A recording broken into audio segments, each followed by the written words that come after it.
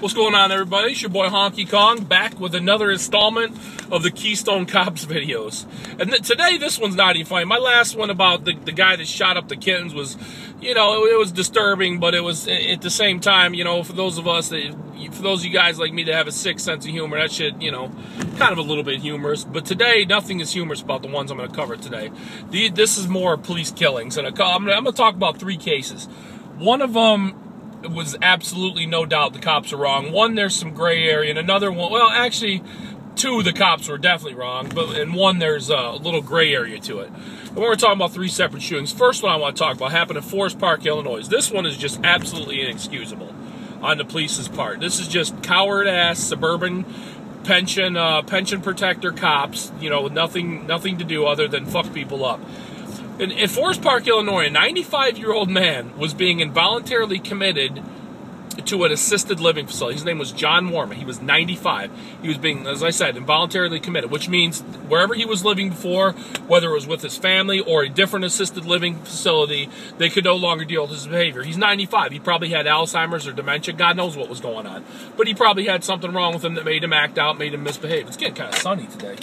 So he was being involuntarily committed. Now, this is a very difficult, very trying thing to do with a lot of legality. I had to do it for my grandfather. It's a pain in the ass to do that. You know, it's a shitty thing to do. You gotta, like my grandfather, I had to trick him to get in there. And once he got in there, he freaked out. You know, he probably did something similar to what this guy did. Instead of doping him up and giving him something to calm him down, this guy really flipped out. And he was angry and upset, as you can imagine, when your freedom is being taken away from you. Even though at this point, I'm quite certain it was probably for his own good. So they call the heroes of the Forest Park, Illinois Police Department. They show up.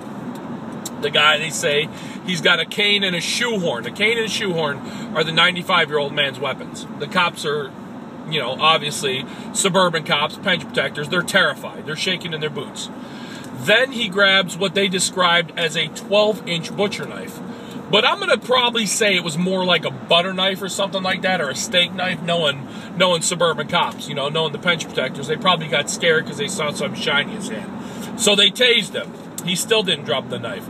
They said he made an aggressive move, so they shot him with a 12-gauge beanbag round, which generally is considered a less than lethal round, but it's the very last step before lethal munitions employed. This case, it killed him. He died at the hospital later from blunt force trauma from the abdomen where he was struck by this beanbag round. Real quick about the beanbag rounds, they weigh about 600 grains, and they travel at about 300 feet per second. That's going to really slap the shit out of you. That's going to hurt, okay? It's designed to inflict a lot of pain and a lot of discomfort on people. Drunk people, people that are on drugs who won't comply with police orders to stand down or, you know, whatever the cops want you to do. And they shot this guy with it. How in the name of God 2 cops could not disarm a 95-year-old man is beyond me. And how they decided to shoot this guy with a round that would inflict that type of pain and and damage on a 95-year-old man is just beyond me. I don't know why they just didn't shoot him with buckshot or a slug. I can't fathom it that one of those cops decided that, yes, we will employ this particular weapon on a 95-year-old man. It really boggles my mind. But they did, and it killed him. So now let's see if any type of justice is served. I highly doubt anything will be wrong, because we've seen it time and again across the country. Courts and prosecutors look out for, and judges look out for law enforcement officers, even in this case. So I doubt they'll even lose their jobs.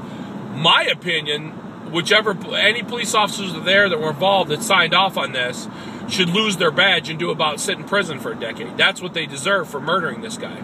I'm quite certain this guy was not in his right state of mind, but yet they killed him anyways. What I really like to see is somebody from his family get to take a 12-gauge beanbag round and shoot each one of those cops right in their fucking face with it. That'd be great. I would love to see that. That won't happen, though. So, Forest Park Police Department, hope a couple of you, whoever's involved in this, die a horrible death in the line of duty. You're pieces of shit. You really are. You're fucking scumbags. You're a disgrace to law enforcement. So hopefully you flip over your patrol cruiser and you burn alive in it, members of the Forest Park, Illinois Police Department, because you're pieces of shit. I'm speaking directly to the people involved in this particular case. Second case I want to talk about. This goes along with the Keystone Cop theme of when cops fuck up, they don't get in trouble. We'll talk about the Oakland case, the shooting of Oscar Grant a couple years ago in 2010. The guy, the cop did a year in prison. And here's what happened. I'll give you a real quick breakdown for those of you who aren't familiar. Okay, first of all, Oscar Grant was a piece of shit. He was a thug. He was a fucking scumbag. He had done prison time for being a drug dealer, so no great loss, let's be honest, but flat out bottom line, he did not deserve what happened to him. I'm not fucking sad this guy's dead. He was a pile of shit, but he did not deserve to die. Here's what happened. He got into a fight on a subway car, out in San Francisco on New Year's or some shit. He would not let the cops handcuff him. The cops were wrestling with him. He would not let the cops have him down on the ground. He would not let his hands free so the cops could cuff him. So the cops decide to tase him. Well, this genius fucking cop, Johannes Mercerly, or whatever the fuck his name was, something like that. He had a really bizarre name. Reaches for his taser, but grabs his fucking Sig Sauer. Shoots Oscar Grant in the back. And kills him. Claiming, and I believe this was true, claiming he grabbed the wrong weapon because this fucking moron, Oscar Grant, wouldn't listen and stop fucking wrestling and allow himself to be cuffed. Now, as I said, regardless of Oscar Grant's background, past, and that, he did, let me make this very, very clear, he did not deserve to be shot in the back because he was resisting arrest. Have the shit kicked out of him, maybe get tased, lose a couple teeth, sure. But killed? No, he did not deserve that. This police officer drastically fucked up, went to grab his taser, grabbed his pistol instead, fired the shot that killed him. Involuntary manslaughter is what he was convicted of, rightfully so, I believe, and they sentenced him to a grand total of 1 year in jail.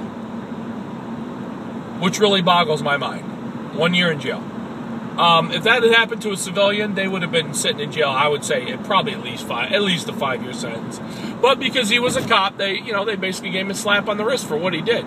He is trained. Law enforcement, I hear this all the time from these fucking cops. We're held to a higher standard, blah, blah. No, you're not. You're not held to any standard. You guys do what the fuck you want. You get drunk, drive around, your boys let you go. You're not held to any standard. There's no accountability. Law enforcement is not held to a higher standard. They're held to no standard. It's a fucking joke. All right, so that happened. That's the Oscar Grant case. Kills a dude on that because he doesn't know the difference between his taser and his pistol, and does a year. Shocking, disgusting, unbelievable. All right, on to the third case. This just happened in Toronto. This is the one I'm very ambivalent about. An 18-year-old young man named Sami Yatim or Yatima, I don't know how to pronounce his last name. He's a Syrian immigrant, been in Canada for like 5 years, whatever. Young Arabic kid. For some reason, now, and his family says he did not suffer any type of mental illness. For some reason, he's on a bus. He stands up. Now, he's a scrawny little fucker. His kid weighs like 110 pounds. Let's throw that out there. Tall, skinny kid, little tiny guy. Well, I don't know if he's tall. He didn't look tall. He's just a little guy. He pulls out a knife for some reason, starts waving it around, talking crazy, and telling people to get the fuck off the bus. Of course, people call the cops. Cops show up. They tell him, drop the knife, drop the knife. And from what witnesses describe, it was a pocket knife, which is, it could be a couple-inch blade, whatever. I'm not thinking it was any, like, fucking Rambo-type machete knife, it was just a smaller pocket knife from what people are describing. And he wouldn't listen to police. Police tell him, stop, drop it, drop the weapon, don't do it, blah, blah, blah. And also witnesses said, he said, fuck you cowards, fuck you, you're all pussies, blah, blah, blah. Police said he took a step at him. They opened fire, lit him up, they shot him. And he wound up dying later at the hospital. Now, of course, there's massive calls for police brutality and all this shit in Toronto going on. And, this one, I'm kind of on the fence whether this was a justified shooting or not. I have to lean towards the fact that it was, because they already said the kid was not mentally ill. I don't know if he was just drunk. I don't know what happened. I don't know if maybe he just wanted to die and was committing suicide by cop. I really don't know. But when you're facing armed police, they're pointing a gun at you. You have a knife, and they tell you to drop it. If you don't, you're bound to get shot. I mean, that's not a surprise. That's not a surprise. And once again, this is a case of could they have done something else? This is a fucking 110-pound little guy. I mean, Jesus Christ, man. Why didn't one of the cops walk up and knock him the fuck out, or hit him with a club, or mace him? But they felt threatened, and they killed him. Now you got an 18-year-old kid dead, and you got potential for massive riots in Toronto with all these fucking marches and these Justice for Sammy things. You know, I'm kind of along the lines of Sammy should have dropped that fucking knife and he wouldn't be dead. But, you know, this is kind of an interesting case. I would like to know, this just happened recently, so I would really like to know a lot more. How close were the police? They had the guy surrounded. It was one dude. He clearly did not have a firearm. He just had a little knife. Was it really necessary to shoot him, or could they have just tased him, or, you know, beat the shit out of him? I mean, I don't know why they had to shoot the guy. Maybe hit him with some fucking beanbag rounds, you know? Smoke a couple beanbag rounds off this kid. Maybe that'd fucking wake him up. But it didn't. So, you know, I tend to lean towards that maybe it was justified, but the more I think about it, I'm back and forth. I really can't make up my mind on this one. So if you guys have any thoughts on this Sammy shooting, this Justice for Sammy thing taking off, let me know. If you have any additional details, I heard there's a video of the right before the shooting. I'd really like to see it, to see how the kid was acting, if he deserved to get shot or not. Don't know. So that's all I got, man. Everybody be safe.